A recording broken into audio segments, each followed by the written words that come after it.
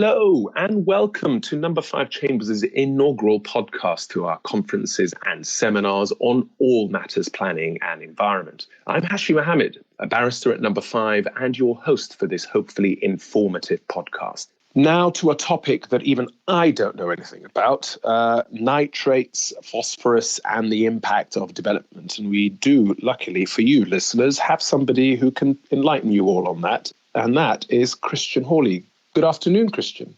Good afternoon, Hashi. Tell us in terms of what is the impact of nitrates and phosphates on development in terms of proposals and how they actually work. Well, very simply put, what the principal issue is that it just stops development in certain areas. Right. Because the specific areas of concern are protected sites under European legislation. So most, I suppose famously at the minute in the news is the Solent region, but also in Herefordshire as well, that certain protected areas, because of an increase in phosphates and nitrates in the watercourses through development, principally agriculture, but also other forms of development and wastewater ending up in those catchments, is causing those protected sites to reach an unfavourable status. That is to say, the science behind it, and of course, we're all interested in experts now, aren't we? 2 years ago, nobody wanted to know anything about an expert. Yes. But the science behind it is the catchy term of eutrophication. And basically what it is that an overabundance of nitrogen or phosphorus in a watercourse means that plant life, which takes up that nitrogen as a fertilizer, effectively, that's what fertilizer does, it's allowed to grow to a degree out of control. So that's when you see those big algal blooms in watercourses, in harbours, just along the coast. Yes, and is it a particular issue that's arisen now? I mean, has it become more than usual now?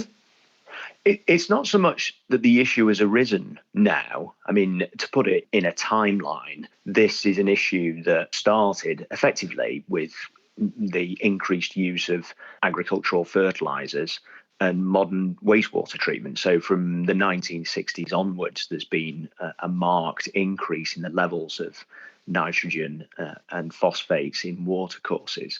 But the reason it's become an issue in terms of development is because of the recent EU case law. Both the Dutch cases, I'm not going to attempt to pronounce them, and People Over Wind, effectively mean that in combination, it's no longer acceptable to make assumptions about some future improvement in these watercourses. And the advice from Natural England now is that taking a precautionary approach, one has to assume that unless a development is going to have either zero impact or is actually going to lead to betterment, then under the relevant legislation, that scheme can't be approved. And the issue that developers are left with is, well, how do you provide for a development, whatever it is, commercial development, hotel development, principally at the minute residential development, which obviously produces wastewater. How can you demonstrate and practically achieve what is known as nitrogen neutrality? Yeah, and do you finally really see how this might affect proposals coming forward? I mean, you refer to the case of People Over Wind, but the main principle there being about the fact that you simply cannot negate the mitigation measures as a way of getting around potential effects, but actually you have to take those things into consideration pretty early on. How do you think that's going to impact proposals and developments that are either in the pipeline or trying to come forward quickly? Well, I mean, that is the principal issue, because that is what's happened over the last year. And in the affected areas, there's been effectively just a complete standstill in any permissions being granted, or any effective permissions that can then be built out, because some have been granted subject to conditions preventing their occupation until there is some solution. But again, that doesn't deliver development, and nobody's going to take that risk on a large scheme to build it and have it sat there empty. So the problem is with us now in the sense that there are many hundreds of planning applications across the area affected, the Solent area, and now increasingly in Herefordshire, where those local authorities are simply in a position where they consider they're unable to determine those applications.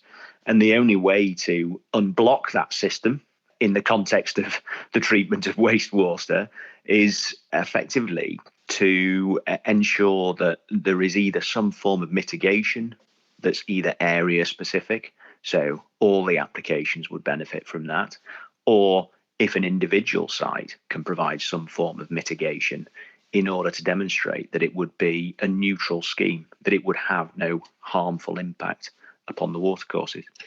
Thank you very much, Christian Hawley, your man to talk to about all things to do with nitrates, phosphorus, and the impact on development. Thank you very much, Christian. You've been listening to the No5 Chambers podcast, giving you the latest updates on all matters planning and environment.